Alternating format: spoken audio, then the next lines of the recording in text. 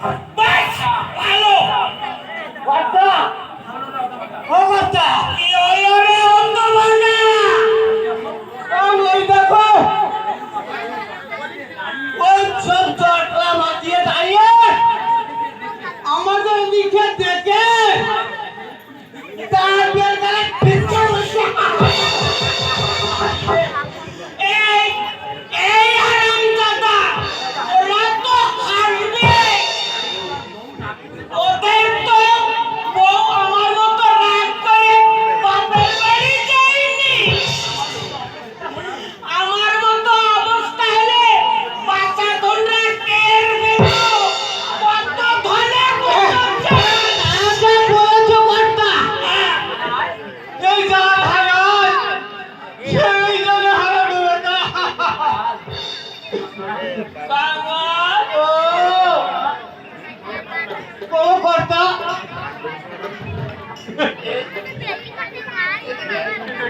এই দেশ নষ্ট হচ্ছে না রে। হ্যাঁ গো কর্তা আমি তুমি ছে এইখানে তাহলে এখানে একটু কত সময় করে যায় কি বলিস? সেই ভালোবাসা আমি তো ওরা চাই এরম করো কেন?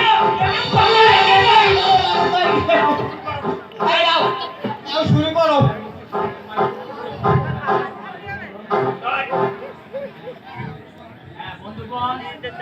বন্ধুগণ ও বন্ধুগণ ও ভাইগণ ও বন্ধুগণ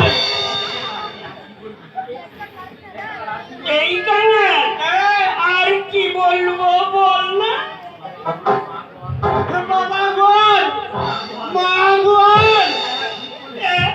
ঠিক বলেছিস বাবাগণ মাগণ। আমি আমি আপনাদের কাছে ছোট্ট একটা আবেদন নিয়ে এসেছি। আপনাদের ছেলে মেয়েরা প্রেম করে বিয়ে করছে, তাতে কি হ্যাঁ তাতে কি তারা সুখী হচ্ছে? না না সুখী হচ্ছে না। আরে এই কেন বিবাহ হচ্ছে একটা পবিত্র জিনিস। এই সেই পবিত্রতা নষ্ট করে আপনার যথেষ্ট বেশি নিয়ে তাই মায়েরা বাইরে আপনাদের কাছে আমার একটা ছোট্ট অনুরোধ। আপনারা সময় থাকতে সাবধান হয়ে যান। আপনাদের ছেলে মেয়েদের মোটেই প্রেম করার সুযোগ দেবেন না। তোমার সমস্যা কি বলি তুমি তো পুরো ক্ষতি করে গেছো এই কেন হচ্ছে তো বাবা বলছে মানে একেবারে চালিয়ে যাও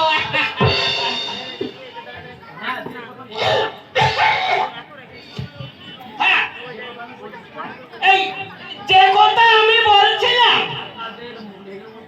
আপনাদের মনের মতো পুত্রবধূ পেতে হলে এবং উপযুক্ত জামাই পেতে হলে আপনারা দলে দলে এই বলহরির সম্মান কাছে আসুন। আপনারা ঠিক যেমনটি চাইবেন ঠিক ঠিক তেমনটি পাবেন। এক সপ্তাহের মধ্যে আমি বিবাহযোগ ঘটিয়ে দেব।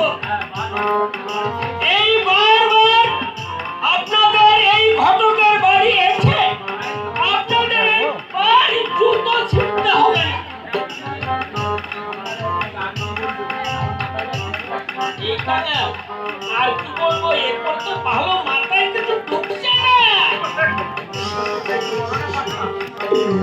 ও কর্তা মাথায় কিছু ঢুকছে না ওই গিল্লিবার কথা একটু তেলের ভিতর শর্ট হবে স্কেল মারবে বলছিস?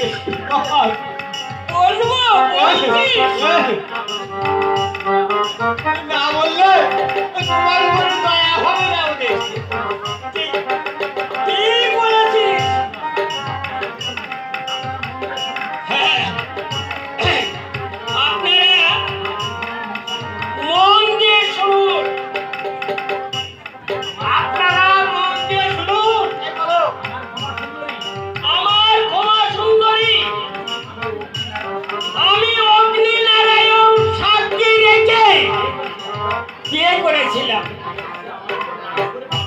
কিন্তু সে আমার উপর রাগ করে বাপের বাড়ি চলে গেল। কারণ আমি তাকে ওই মকর মুখ বাংলা দিতে পারিনি বলে। আর কি করে দেব আপনি বলুন? আপনাদের ছেলে মেয়ে যদি প্রেম করে বিয়ে করে তাহলে এই লোকের খবরটা কোথার থেকে টাকা আসবে? ফোকাসটা হ্যাঁ, ওই এত ওই এদিকে আসছে। আসছে। হ্যাঁ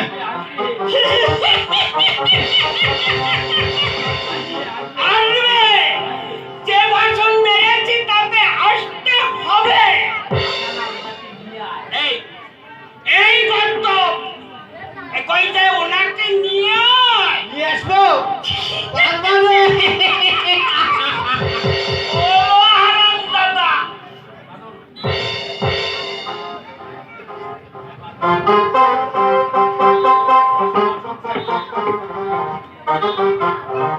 ওরে ও কাঙাল!